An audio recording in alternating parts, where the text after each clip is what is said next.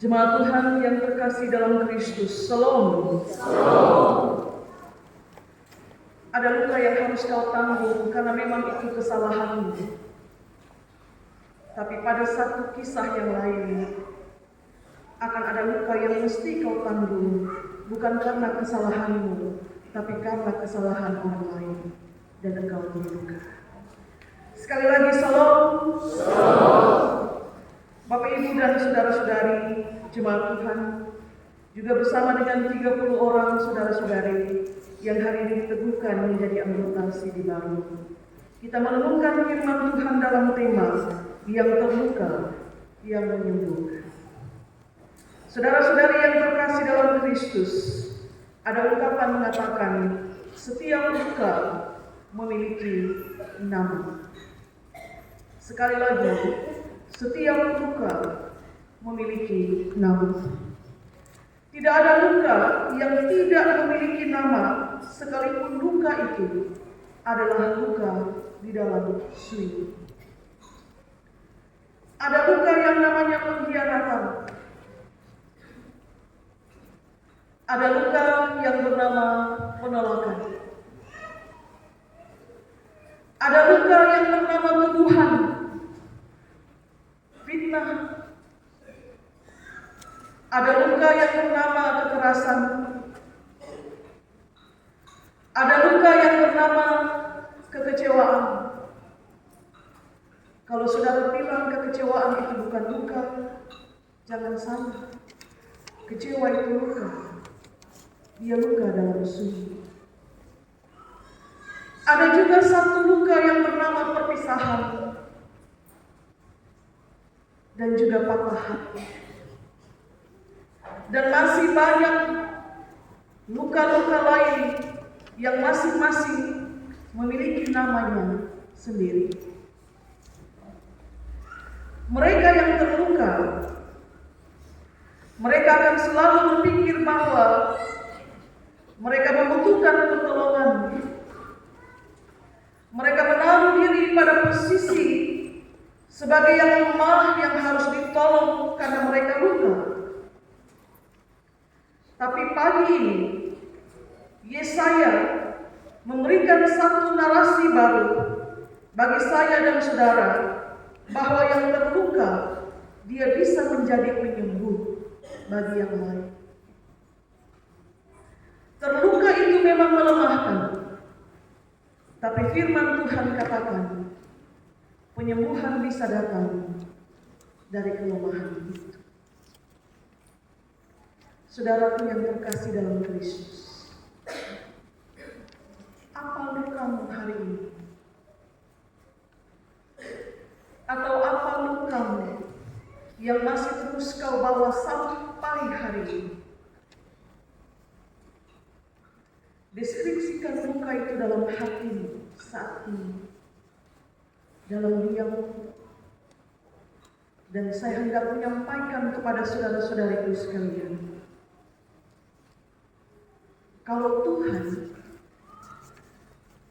Tuhan berkehendak untuk meremukkan engkau dengan kesakitan yang datangnya bertubi-tubi, untuk menyatakan kemahakuasaannya sebagai Allah penyembuh,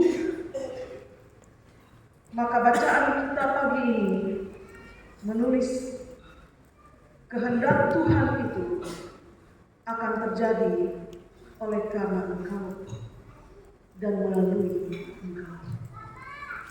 Ayat 10 bilang begini. Karena apa? Karena Tuhan berkehendak.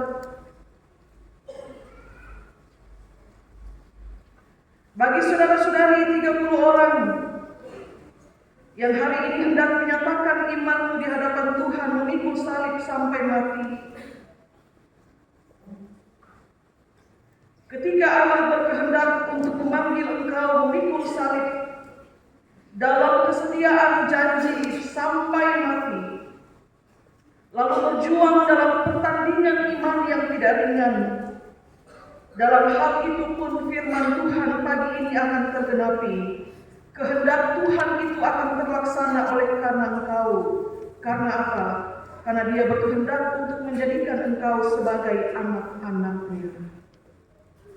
Maka bersyukurlah bahwa saudara-saudari dipilih untuk memikul salib itu.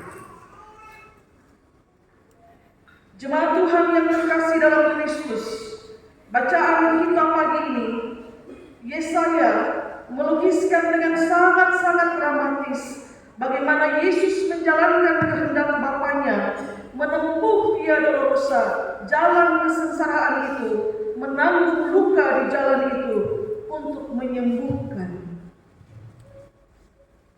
Bukan menyembuhkan Dia. Maka kalau saya dan saudara berpikir bahwa penyembuhan itu hanya bisa datang dari kekuatan, hanya bisa datang dari orang-orang yang kuat, kita sedang keliru. Karena Yesaya menulis dengan sangat pasti bahwa penyembuhan itu justru datang dari Dia yang terluka.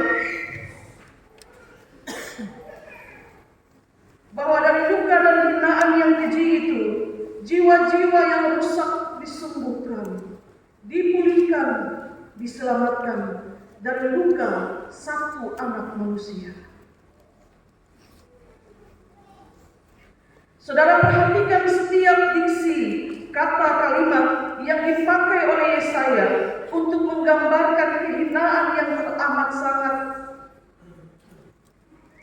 Yesaya menulis, Dia menanggung penyakit kita.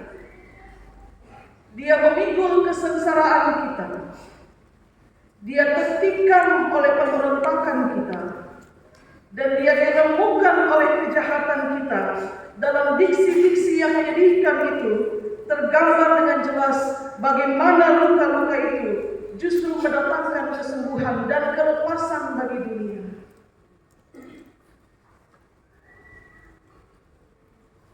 Mata saya berkaca-kaca waktu saya dengar syair yang dinyanyikan oleh paduan suara perempuan demi. Ada luka yang datang dari cinta. Saudara bisa mencintai sampai terluka. Dan Yesus menunjukkan itu.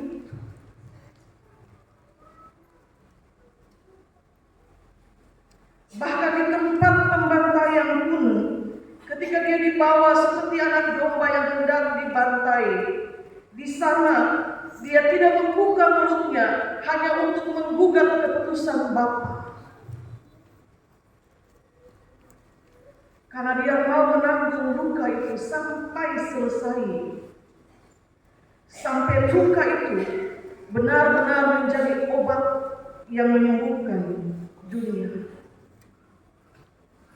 Karena cinta. Saudara-saudari yang terkasih dalam Kristus, apa lukamu hari ini? Apa luka yang sedang kau bawa dari waktu ke waktu sampai hari ini saat kau duduk dalam rumah Tuhan dan bersama bertelut membuka hati dan telinga untuk mendengarkan firman Tuhan? Apa luka itu?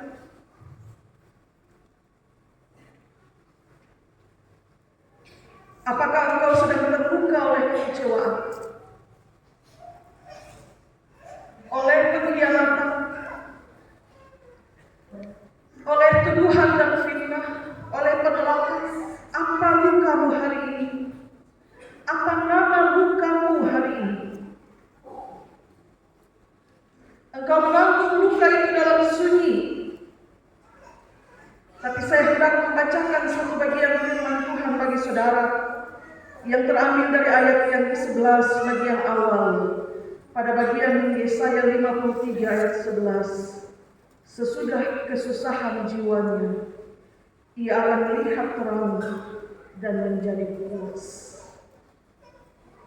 Sesudah kesusahan jiwanya, ia akan melihat terang dan menjadi puas. Luka itu mendatangkan susah bagi jiwamu. Susah. Dan apakah Tuhan tidak mengetahuinya? Tuhan tahu.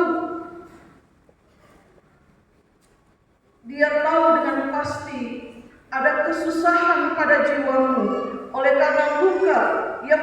saja sedang kau terluka karena datangnya bertubi-tubi luka kekecewaan, luka pengkhianatan, luka penolakan, luka tuduhan, dan lain sebagainya. Dia tahu ada luka dalam rumah tangga.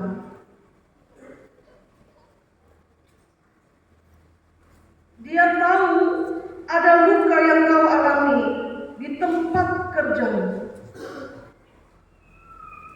Dia tahu kau terluka oleh karena orang yang kau cintai. Dan bisa jadi, dan pasti, dia juga tahu bahwa kau sedang terluka di tempat di mana engkau melayani dia. Dia tahu. Tapi dia berjanji bahwa sesudah kesusahan itu, sesudah susah yang kau alami di jiwamu itu, dia akan mengizinkan engkau untuk melihat terang dan menjadi puas. Dan itu artinya luka itu menjadi jalan bagimu untuk menuju terang dan menjadi jalanmu untuk mengalami kepuasan pada akhirnya. Maka kalau saudara bisa menjadi penyembuh dalam lukamu, ingat saja bahwa Tuhanmu sudah lebih dahulu melakukannya untukmu. Pertama-tama, lalu untuk suami, untuk istri, untuk rumah tangga, untuk anak-anak, untuk pergumulan kerja, dan berbagai hal lainnya. Dia sudah melakukannya terlebih dahulu, mengalami luka untuk menyembuhkan.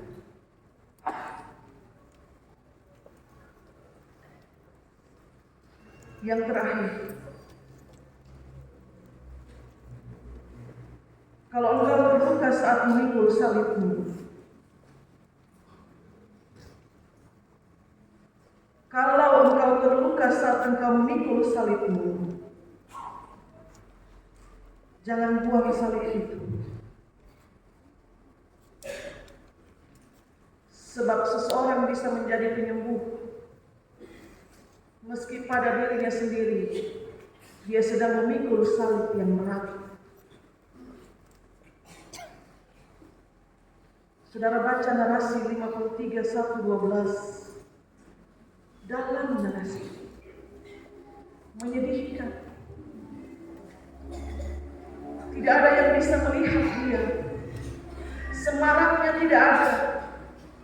Bahkan kita yang karena dia menderita, kita malah menduga dia kena tulah, bahwa Allah menghukum dia. Tapi bukan. Dia sedang menjadi penyembuh untuk kita, dan dia bersedia menanggung luka itu. Jemaat Tuhan yang terkasih,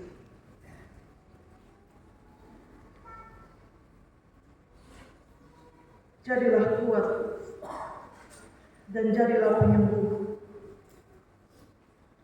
Ada luka yang memang harus kau alami karena kesalahan, tapi ada juga luka yang harus kau alami supaya orang lain bisa disembuhkan.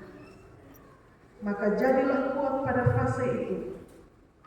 Jadilah penyembuh. Karena yang terluka tidak harus selalu menjadi yang menolong, yang ditolong. Tapi yang terluka pada satu titik kehidupannya, dia terluka, tapi dia bisa menjadi penyembuh. Dan Kristus sudah menunjukkan jalan itu untuk saya dan saudara. Apa nama lukamu hari ini?